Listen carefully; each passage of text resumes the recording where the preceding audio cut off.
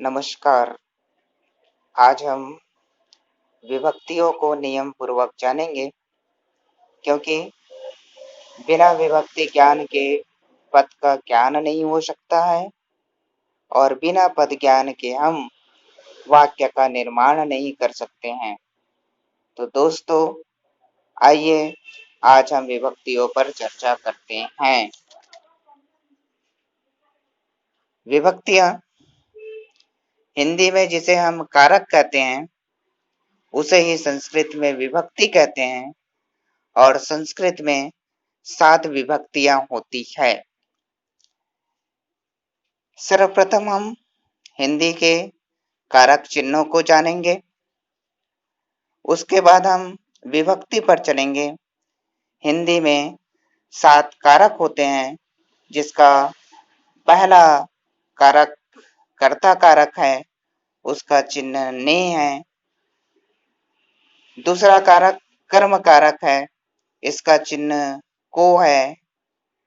तीसरा कारक करण कारक है, इसका चिन्ह से, द्वारा। चौथा कारक संप्रदान कारक है, इसका चिन्ह को, के लिए। पांचवा कारक अपादान कारक है, इसका चिन्ह से, अलग होने के अर्थ में। छठवां कारक संबंध कारक, इसका चिन्ह का, के, की, रा, रे, री।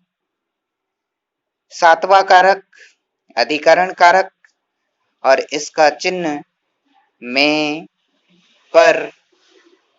और अंत में संबोधन, इसका चिन्ह हे, अरे, भो, रे आदि। अब हम पुल्लिंग आकारांत शब्दों में विभक्ति के चिन्हों को किस प्रकार जोड़ते हैं, उसको जानने की कोशिश करेंगे। संस्कृत में 7 विभक्तियां होती है और विन विभक्तियों के चिन्ह आपको प्रस्तुत है। प्रथमा विभक्ति, इसका चिन्ह अ, औ, आह। द्वितीय विभक्ति अम, औ, आन। तृतीय विभक्ति एन, आभ्याम, ऐ। चतुर्थी विभक्ति आय, आभ्याम, एभ्यः।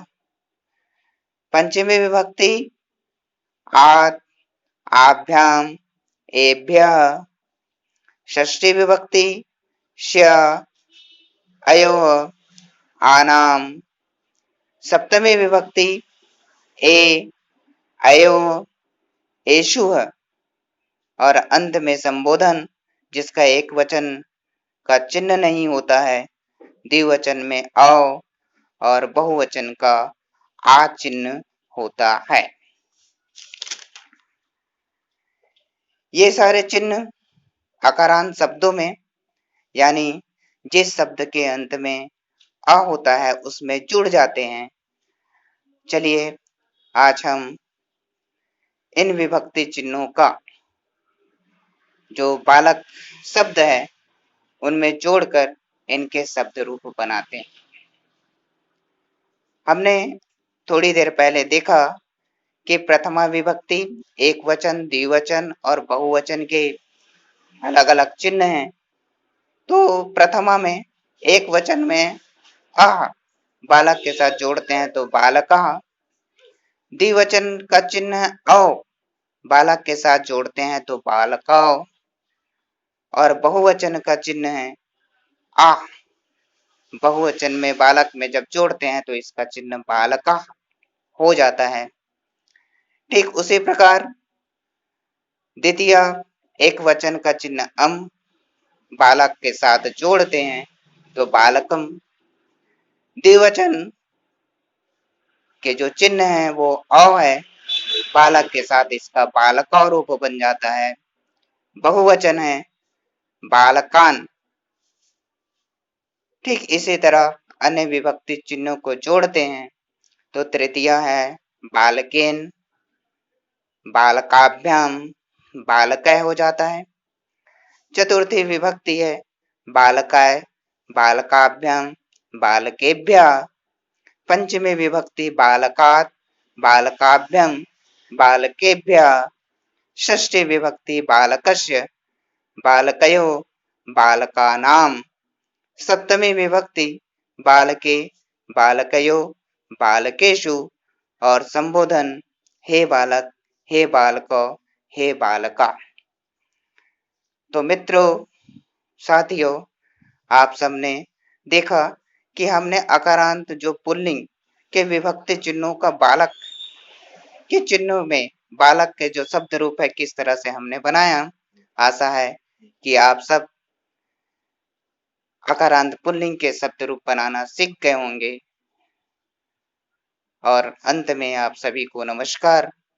आगे की वीडियो हम अगले चरण में आपके सामने प्रस्तुत करेंगे। धन्यवाद।